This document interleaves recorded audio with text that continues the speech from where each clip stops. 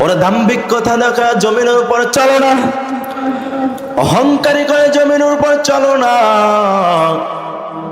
অহংকারী করেছে যতজন, মাওলাই পাকড়াও করছে ততজনকে।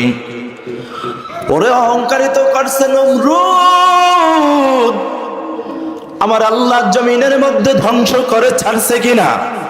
করছে না? ধ্বংস করে দিয়েছে জমিনের মধ্যে। অতএব অহংকারী করার কোনো সুযোগ নেই রে মাটির মানুষ। মাটির মতো নরম হয়ে চলো,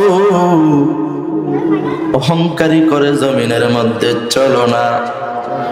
ওরে বাবা, হেদায়েত বড় কঠিন, হেদায়েতের উপর চলাও বড় কঠিন। এমন এক জামানার মধ্যে এসে গেলাম, ওরে কোন কথা থেকে কোন কথায় ঈমান চলিয়া যায় বলা যায় না। ওরে কেউ মৃত্যুমুখী হইয়াও এমন কথা বলে মুখ দ্বারা, বলে বেঈমান হইয়া কবরে যাওয়া লাগে। জোরে কোন কথা ঠিক কিনা? আর যদি মৃত্যুপথের যাত্রী হইয়া বেঈমান হইয়া যাও, বলে সঙ্গে সঙ্গে জাহান্নাম ছাড়া কোনো উপায় নাই। নাউজুবিল্লাহ।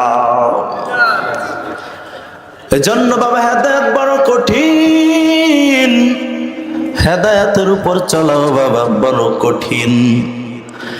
জুনায়েদ বাগদাদি নাম শুনছি না? প্রত্যেকেই তো নাম শুনছি।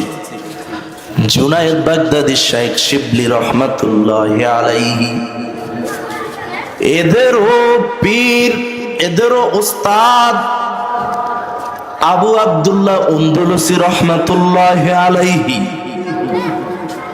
বলে 30,000 হাদিসের হাফেজ, 40,000-এর বেশিও মুরিদ, কোরআনের হাফেজ। একদিন জুনায়েদ বাগদাদি এবং শিবলি রহমাতুল্লাহি আলাইহি সফরে রওনা দিতেছেন। যাইতেছে প্রতিমধ্যে গিয়া হঠাৎ আবু আব্দুল্লাহ দাঁড়ায় গেল।